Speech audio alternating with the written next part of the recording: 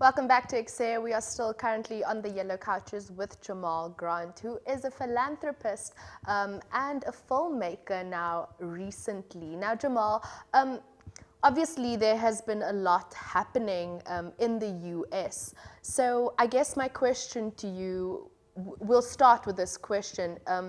What is the general atmosphere in the US right now? So it's different everywhere, but ultimately, Black people are frustrated. Black people are frustrated, but there's also many emotions: anger, sadness, certainly confusion as to what really can be done. We watched George Floyd, Ahmaud Arbery, Breonna Taylor, many others be killed for nothing more than being Black. And this is obviously it's been going on since the beginning of this nation. But some people, including myself, feel like, what is the recourse? How do you rectify this situation? So there are protests, peaceful demonstrations that are arising across the nation, including here in Boston. Some of that is turning into rioting, and this is kind of the frustrations of the people boiling over. But it feels very, I mean, even on CNN, national news, you're not seeing anything about coronavirus. It's all about this, and obviously, this is not the end of times, but in some ways, it kind of feels that way. Some people wondering, are their towns going to be have protests that might turn into riots later? We're seeing police continue to abuse even peaceful protesters.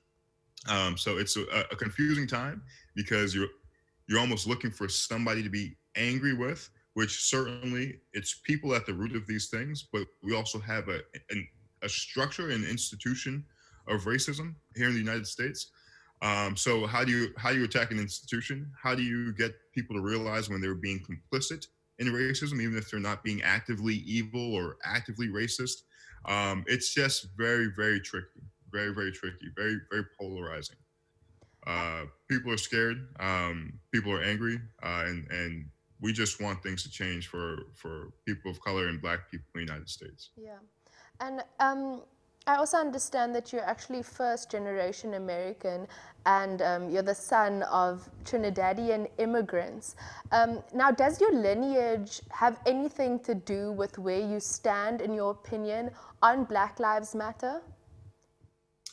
Not at all. Not at all.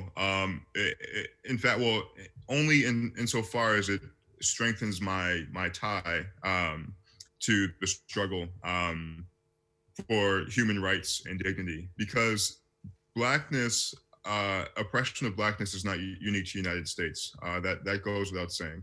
It goes with the rape and pillage of the entire African continent.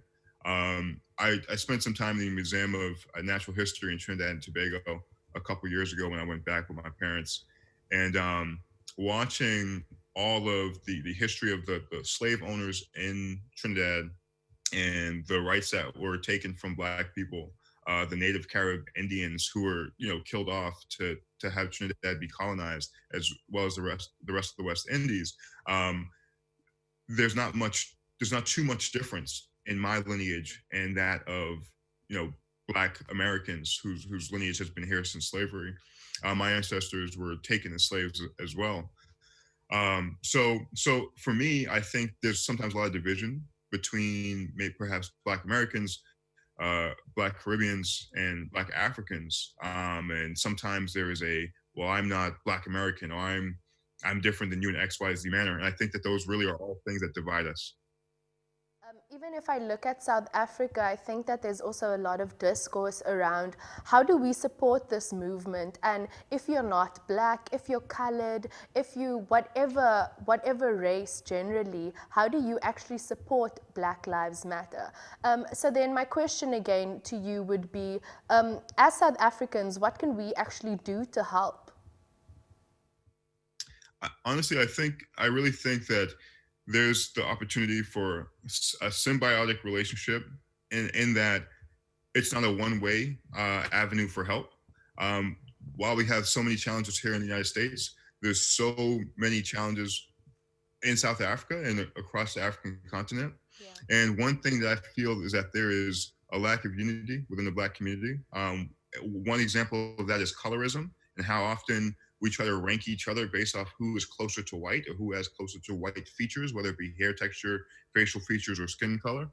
And I think that those things undermine any unity that we can have in pushing each other forward.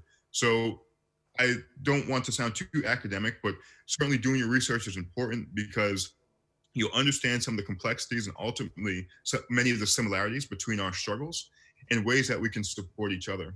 But unity, I think, is something that has been actively broken up by the oppressive forces that have controlled Black lands and Black skin for too long. So, there's obviously the direct answer to your question is, checking out Black Lives Matter's websites, following Facebook pages that will give you more directed answers to how to support, how to donate, things like that. But ultimately, I think for the long-term goal is really us building some type of unity. Yeah. That's Black Americans not feeling like they're better than Black Africans, and vice versa. When we're in these institutions together, when we're talking about loving each other, loving our Blackness, I really think the unity is what we should be striving for in the best way that we can help each other in the long term. Yeah. So I think that a lot of people, or Black people, also really focus on white silence. And I've seen this word, this buzzword, really, if we can call it that.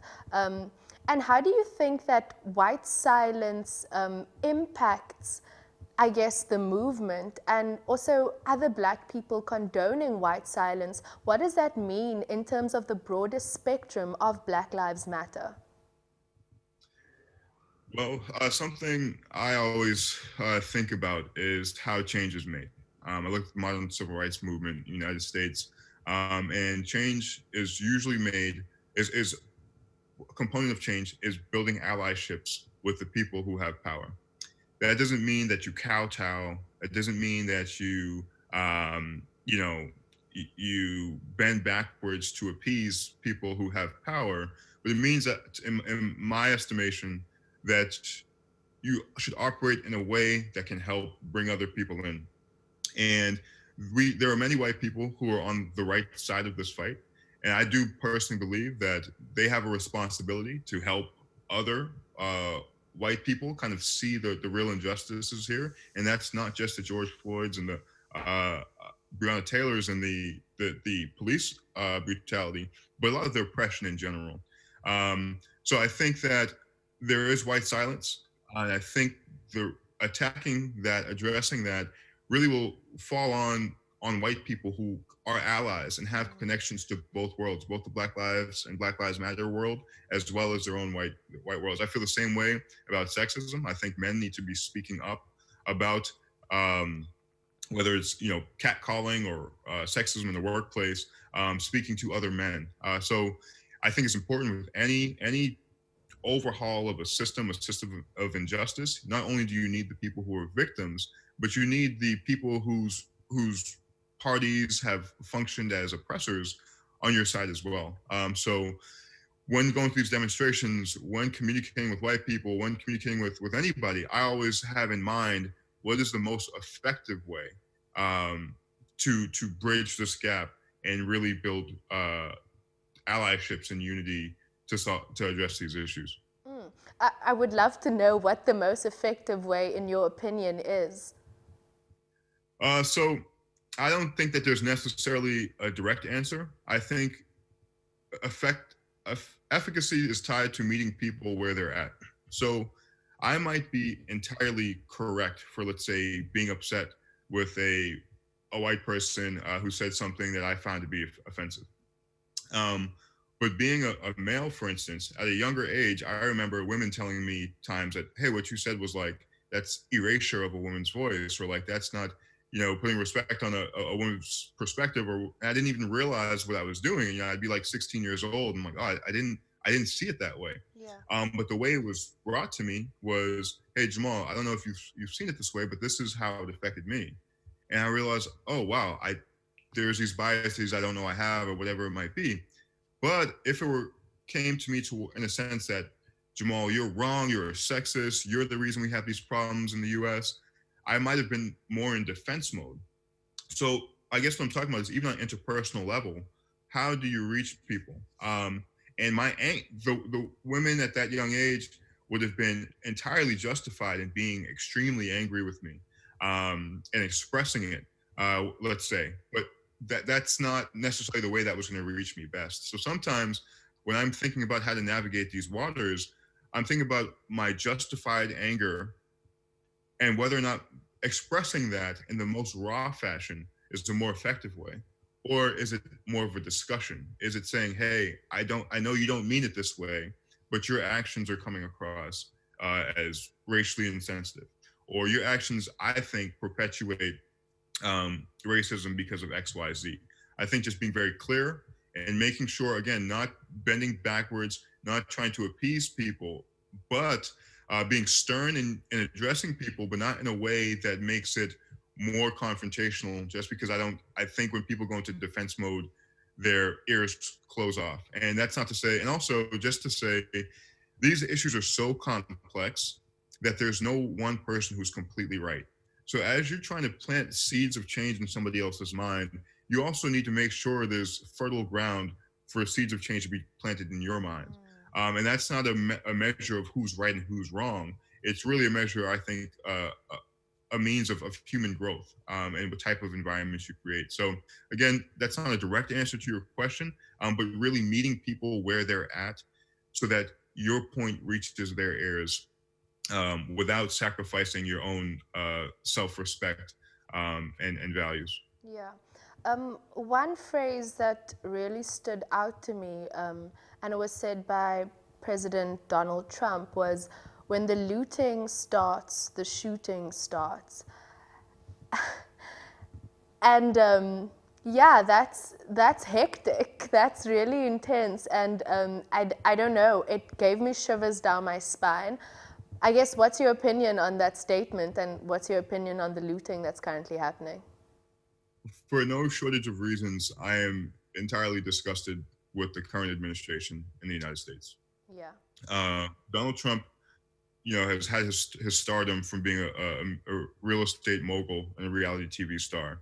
But he started to gain political stardom when he accused Obama of being born in Kenya, which is inherently just a racist thing to say. Certainly many racist implications. And ever since then, he has continued to build his base based off of, if not outright racism, at the very least racial insensitivity and a lack of desire to bring Americans together, but rather just support his base. And that statement that he made actually ties back to a racist statement, I believe, from the 1960s by another white leader, who was talking about shooting black looters or rioters, in response to other similar abuses of power against black people.